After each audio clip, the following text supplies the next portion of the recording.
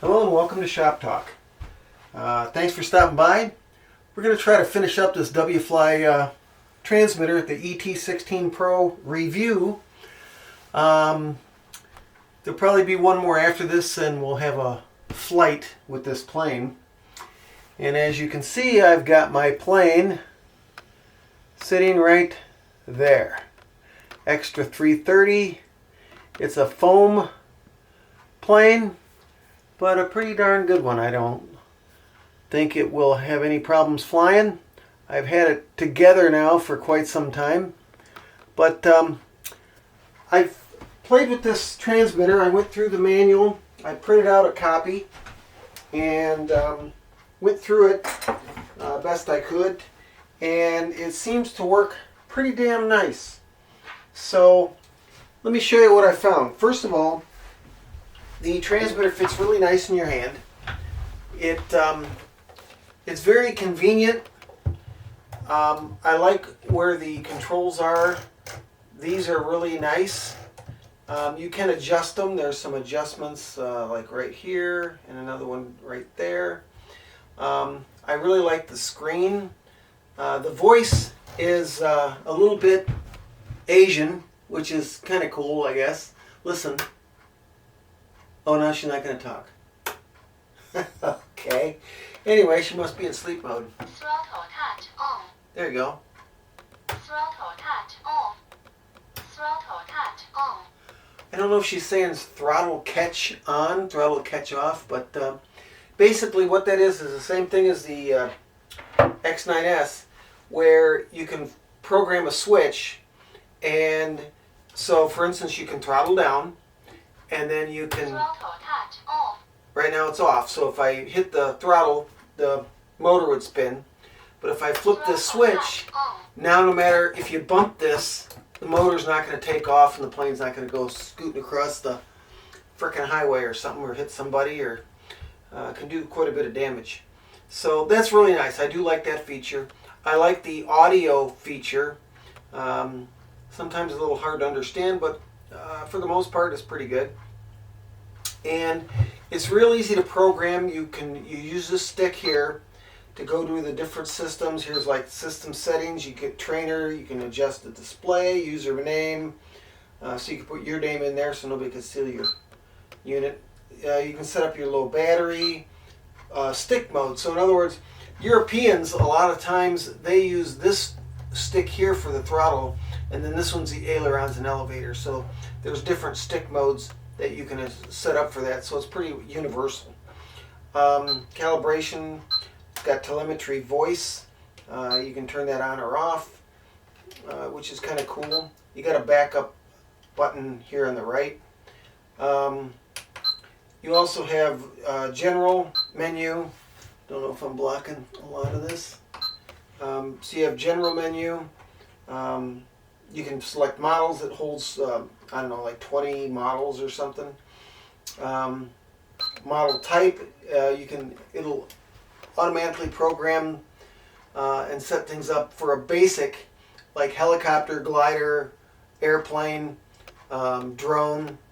So it has those in there as well. So it's pretty set up to where whatever you're going to fly, it's going to work.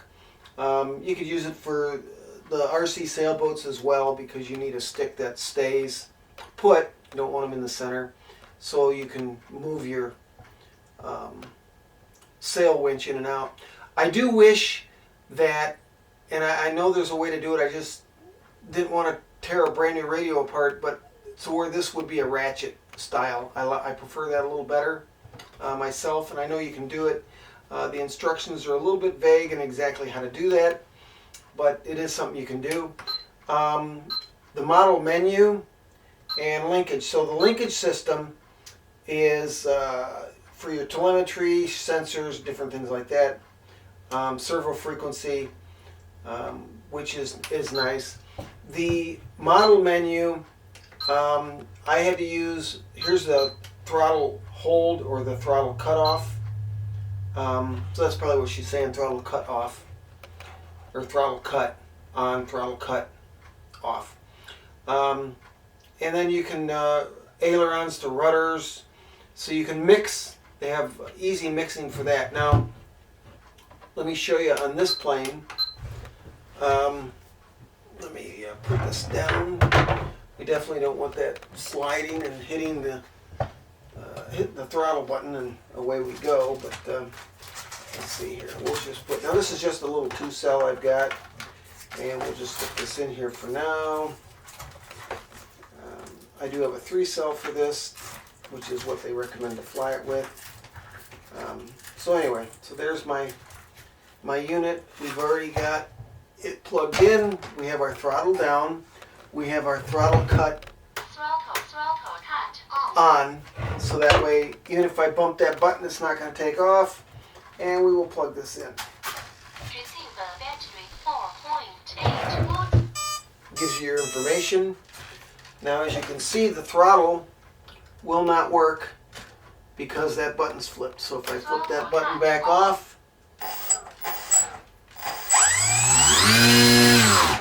that's just on 2-cell. This plane's going to rip. The other thing is, as you can see, let me widen the view out a little bit here. So what's nice about this is, with the ailerons, it uses one aileron, one servo per aileron, and so with the mixing, you can set it up to where they both go in the direction they're supposed to, and you can switch it which way. This plane has a lot of throw. It's meant to have that. So as you can see, the elevator, for instance, is quite a bit of throw, my friend. Quite a bit of throw, and the same thing with the ailerons, and same thing with the rudders. It's got like huge amount of rudder.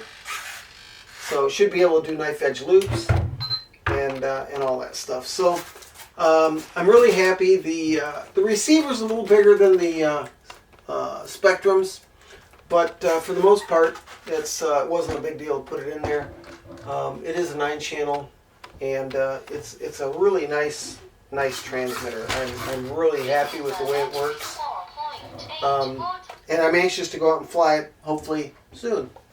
So that's my review of the WFLY ET16 Pro. It's a very good transmitter, and it's got really good quality feel to it. Now, the only thing that I would criticize Flycolor is when you buy the X9S, they give you a nice bag for it. Why they didn't give you a nice bag for this one, I don't know. The X9S is a great transmitter as well, and but I really like the bag, being able to have it, keep everything, when you're traveling, it doesn't bang around or fall off the seat or wherever you have to put it. So I wish they would have done that for that. I did find one on Amazon that I will put a link in the description for. It's basically the same exact bag as this, except it's got the regular foam with the little bumps in it and stuff. But it is cut out for a transmitter for this. Not necessarily this one, but pretty much any transmitter. And I think the total cost was like 20 bucks. And so I think for $20, they should have probably included that with the transmitter. If this is their, which I believe this is their premier top-of-the-line transmitter, you'd think they'd want to send that along with it, just like they did the X9S. But that's one of my only complaints I have. To turn this transmitter on, you push either one of these buttons and just hold it down. Same way with turning it off. This one's telling me that my RX power is on. Same thing the X9S does. So you want to always try to unplug your battery first, and then the radio goes right off. So anyway, thanks for stopping by. Thanks for checking out the review on the WFLY. I'll put a link in the description for the radio as well. I believe they're like $218 on Amazon. I'll try to see if they have it on AliExpress as well. But for the $218, I think is what they cost, that is really well worth the money. especially for what it can do with the display and everything compared to a Spectrum, which I have a DX8 and a DX9. And they're both very, very good receivers or transmitters, and I've got a few receivers for them as well. At one time I've probably had like 20 some airplanes. I think I'm down to 6 or 7, something like that. But over the cost of a Spectrum, which a new Spectrum 9-channel top of the line is roughly, now they do make higher ones than that, but they're roughly $600-700. And for $218, you're basically getting the same thing. Has the same feel, has the same voice output, everything. Great radio. So definitely, if you guys are looking for a radio, that's a hell of a radio for $218.